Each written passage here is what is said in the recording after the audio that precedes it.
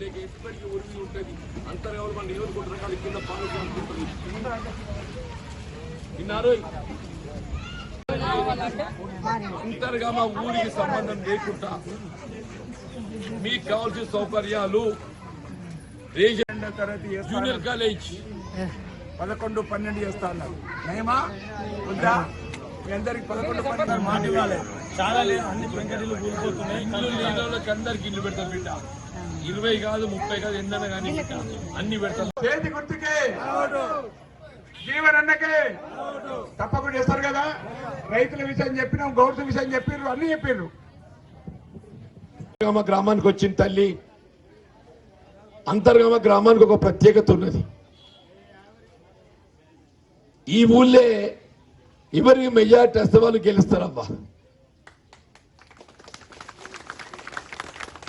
ఇక్కడ జగిత్యాల నియోజకవర్గానికి అంతర్గామ అంటే ఆతోరు మొదలైతే తల్లి.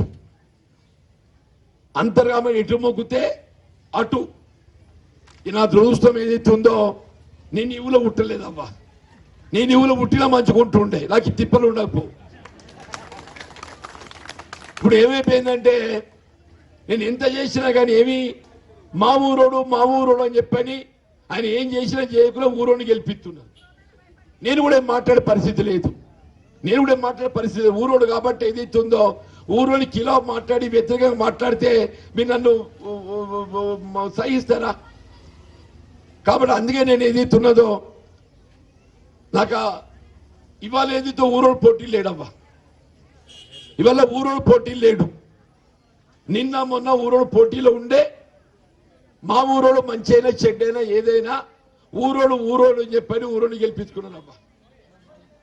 ఇవాళ ఏదైతుందో ఊరోడు పోటీలో లేడు. నేను పోటీలో జీవన్ రెడ్డి పోయిన ఎమ్మెల్యే ఓటు అప్పుడు ఏదైతుందో నేను గెలుస్తా అనుకున్న తల్లి. కానీ ఏదైతుందో నా అదృష్టం బాగలేదు. కారణం ఏదైనా ఆశించిన పెద్ద పొందలేదు. వీళ్ళ చివరికి ఏదైతుందో పార్టీకి నా పట్ల ఉండే గౌరవంతో వీళ్ళు పార్లమెంట్ పోటీ చేసే అవకాశం చూపెట్టిందమ్మా. ఈ పార్లమెంట్ లో కూడా సమస్య వచ్చి పడ్డది. మీకు అది కూడా చెప్తా. నేను గతంలో కేసీఆర్ మీద 2 సార్లు పోటీ చేశాను. కరీంనగర్కి వెళ్ళి పార్టీ అధిష్టానం ఏం చెప్పింది, నువ్వు కరీంనగర్లో పోటీ చేస్తే నీకు అనుకూలంగా ఉంటుంది. పోయిపోయి నిజామాబాద్ ఎందుకంటున్నావు నువ్వు? నిజామాబాద్ 2 మాత్రమే జగిత్యాల కోర్టులో మాత్రమే జగిత్యాల జిల్లా. మిగతా 5 నియోజకవర్గాలు నిజామాబాద్ చెందినవి. నీకు అక్కడ కష్టం ఉంటుంది, కరీంనగర్ చేయమని చెప్పని నన్ను ఒత్తిడి తెచ్చినవ్వా. కానీ ఒకటే చెప్పినవ్వా, నాకు రాజకీయ జన్మనిచ్చింది జగిత్యాల తల్లి అని చెప్పంటున్నా. ఈ స్థాయికి ఎదిగినా అని చెప్పారంటే జగిత్యాల చేపట్టే ఎదిగినావా అని చెప్పంటున్నా. నేను ప్రజా జీవితంలో 30 ఏళ్ళ పొల్లగానప్పుడు మొదటిసారి ఓటు కోసం వచ్చే అంతర్గామ కూడా వచ్చినమ్మా. ఆనాడు ఏదైతుందో నన్ను ఆదరించిన అంతర్గామ, నాకు రాజకీయంగా ఏదైతుందో ఆరంభం చెట్టు పెట్టినట్టు ఏదైతుందో నా ప్రజా జీవితం ఆరంభించబడ్డది ఇదే అంతర్గామకి వెళ్ళి చెప్పి మనం చేస్తామని చెప్పి అంటుంది. ఇదే కారు గుర్తోడు ఏ నాకే తెయ్యి లేకుండా లేదు. మేము ఎట్లా గెలిస్తలేము, మా పని అయిపోయింది. ఎనక పోతే కాంగ్రెస్ గా పోతే కోసం నేను కూడా ఎందుకంటే మా తాత కాంగ్రెసే చెప్తుడు లేదమ్మా. అన్న మా జిద్దన్న దయచేసి కోపం నాకు వీళ్ళు ఆటమైతే ఇటు తోకుడైతే అటు సాగుతా ఇటు సాగుకుంటూ అటు ఇటు పెద్దరిక వాళ్ళ అటు పెద్దరిక వాళ్ళదే. అవునా? టీడీపీ నడితే ఇదే రాజ్యం, టీఆర్ఎస్ నడితే ఇదే రాజ్యం. ఇలా కాంగ్రెస్ వచ్చింది కదా, కాంగ్రెస్ ఎక్కడో మా తాత పార్టీది. ఓరిక మీ తాత పార్టీ అయితే ఇన్నో టీఆర్ఎస్ ఎందుకు చేసినావు నువ్వు? ఎమ్మెల్యే ఆడిన అంటున్నట జీవన్ రెడ్డి ఏమనుకుంటుండు, కాంగ్రెస్ ఎక్కడ మా తాత పార్టీ నన్ను కాదంటారా? ఒరియక్క కాంగ్రెస్ కిలో గిడ్డి మాటలు మాట్లాడతావు, తిడుతావు. బాబా పెద్ద మనిషి అని గెలిపించాలి చొక్కరావు సార్ను. ఆ చొక్కరావు కూడా తిరిగండి అయినా అని ఓడిపోయేటప్పుడు ఈయనే పాత్రుడే చెప్పట్టు నేను పట్టుకొని తిరిగా. ఇట్లా ఏదైతుందో అవకాశవాదం పనికి రాదు.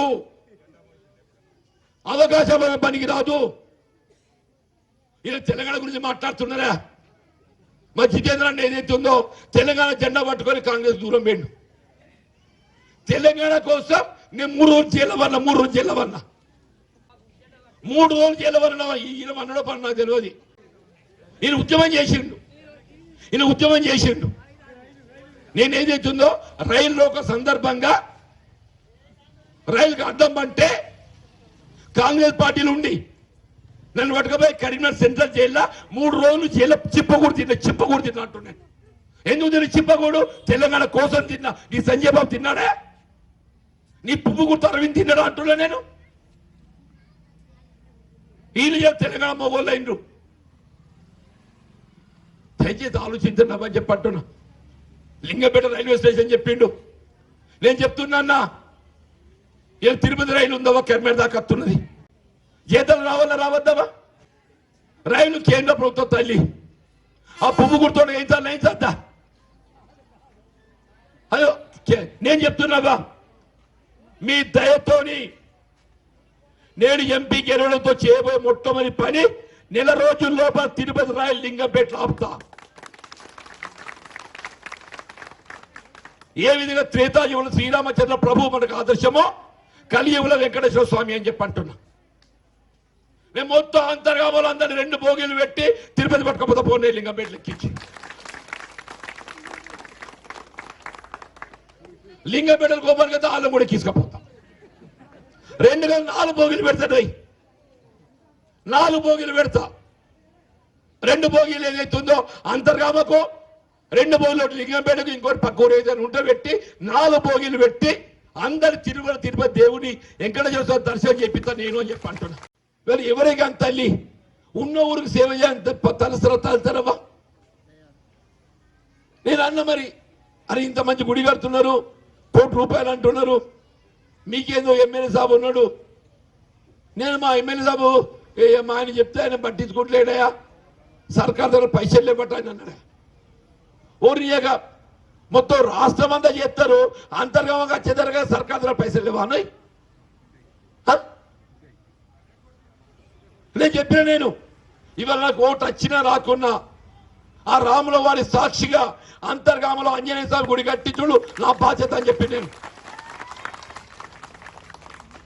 అందరు ఆశ్చర్యపోయాను.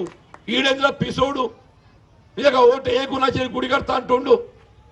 నేను ఓటు నా అదృష్టం తల్లి, ఇవాళ కూడా నా అదృష్టం అంటున్నాను. నేను ఇవాళ కూడా మీ దయా ఓటు నా అదృష్టం. కానీ ఇవ్వాలని కట్టుబడి ఉన్నా అని చెప్పంటున్నాను. నేను దసరా లోపల నేను ముద్దలు పెడుతున్నా. దసరా లోపల ఆ రాముల వారి సాక్షిగా చెప్పంటున్నా అంతర్గమ ఆంజనేయ స్వామి గుడి ₹1 మంజూరు చేస్తాడు, ₹1 మంజూరు చేపిస్తా అంటున్నా. పని చేసే సంకల్పం ఉండాలి నా అంటున్నా. నోటి మాట కాదు, స్థపతిని పట్టుకొచ్చిన ప్లాన్ డిజైన్ తీపించిన, బ్యాంక్ అకౌంట్ తీపించిన, ₹20 లక్షలు బ్యాంకులో డిపాజిట్ చేయమని చెప్పలేదు.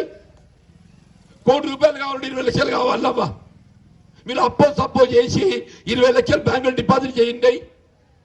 ఓ 2 నెలలైనా మీ పైసలు నీకు ఇప్పిస్తా. నేను నా ముందుకు 80 లక్షలు దానికి జత చేసి ₹1 గుడికి నిధులు మంజూరు చేపిస్తా అని చెప్పాను. నా ఆలోచన కార్యక్రమం చెప్పంటు నేను.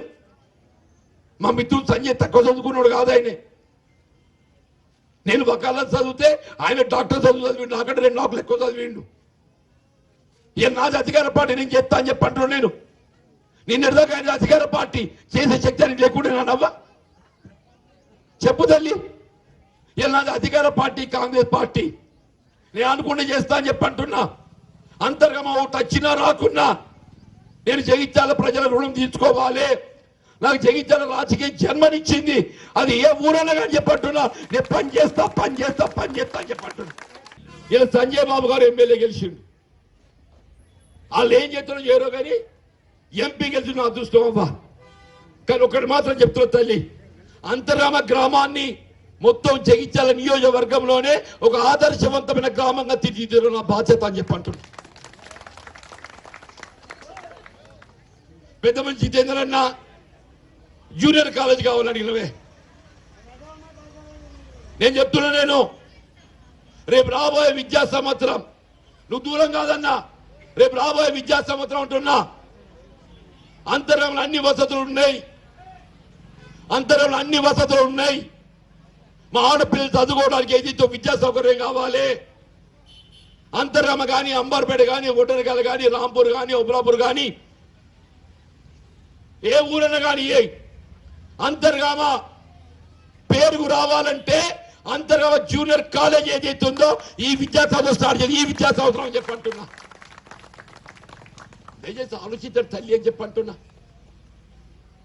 నేనుతో చెప్పిన మాట ఏది తప్పలేదు తల్లి అంటున్నాను. ఇంతవరకు చెప్పిన మాట ఏది తప్పలేదు తల్లి అని చెప్పంటున్నా. ఇవాళ కూడా చెప్పంటున్నా. అంతర్గామ గ్రామాన్ని ఏదైతుందో ఒక ఆదర్శవంతమైన గ్రామంగా తీర్చిదిద్దడం. వీళ్ళ గ్రామ పంచాయతీ భవనం తల్లి వీళ్ళ గుడి కింద ఏదైతున్నదో ఆ భవనం దాని కిందికి వేది మునిగిపోతుంది. జీబీ వాళ్ళని కట్టేలా కట్టిద్దామా? ఇలా అడిగిన ఏమైనా శేఖర్ రెడ్డి ఈ సర్పంచ్ దగ్గరికి వచ్చింది, ఎప్పుడు కడతావా? నేనేం చేయాలి సార్, సర్కారు వాళ్ళు సపోర్ట్ చేస్తున్నాను. నేను చెప్తున్నా 15 లక్షలు మంజూరు చేసి నిజమా అబద్ధమై 25. ఇంకా చెప్తున్నా నేను మొత్తం గ్రామ పంచాయతీ పరిపాలన ఎట్టుండాలి, జిల్లా కలెక్టర్ కార్యాలయం ఎట్టుంటుందో అంతర్గామ గ్రామ పంచాయతీ భవనం అట్లా నిర్మాణం చేస్తా అని చెప్పంట. పని చేసే సత్వం నారున్న తల్లి. ఒకటే నీ సెంటిమెంట్ కోసం మీ దగ్గరకు వచ్చినవా? ఏందా సెంటిమెంటు? అంతర్గంలో మెయ్యాలంటే గెలుతుల్లో సెంటిమెంట్ ఉందావా? పిడాత ఊళ్ళో నచ్చి అంతర్గం రాకుంటే కథ సెంటిమెంట్ కొట్టుకపోయి జీవన కొట్టుకపోతే నన్ను ఎక్కడ కాకుండా ఇతర కాదమ్మా. నన్ను దయచేసి ఏదైతే ఉందో నేను పెద్ద మనిషి నాకు ఎక్కువ తక్కువ ఇప్పుడు శక్తి లేదు తవ్వా. మాట్లాడుతుండే కూడా నోరొత్తలేదు, నాకు మాట్లాడు నోరొత్తలేదు తల్లి చెప్పంటున్నా. ఏదో నిలబడ్డ ధైర్యంతో చెప్పంటూ నేను నన్ను ఏదైతుందో నేను కాపుదాని పోయినావా, నాకు ఎద్దు ఉంది, వ్యవసాయం ఉంది, నాకు రైతు కష్టం సుఖం తెలుసు. ఏదున్నా కానీ తల్లి చెప్పంటున్నా. రాజకీయాలకు అతీతంగా రాష్ట్రంలో కాంగ్రెస్ ప్రభుత్వం అధికారంలో ఉన్నది. రేపు ఏ పని కార్యక్రమం చేయగలిగేది కాంగ్రెస్ పార్టీ. నేను బాధ్యత తీసుకున్న తల్లి నీ రామన వారి సాక్షిగా చెప్తున్నాను. ఆంజనేయ స్వామి గుడి దసరా లోపల ఏదైతుందో మీ సీజీఎఫ్ ₹1 కోటి మంజూరు చేపించి ఇచ్చే బాధ్యత నాది తల్లి, నాది అని చెప్తూ సెలవు తీసుకుంటాయి.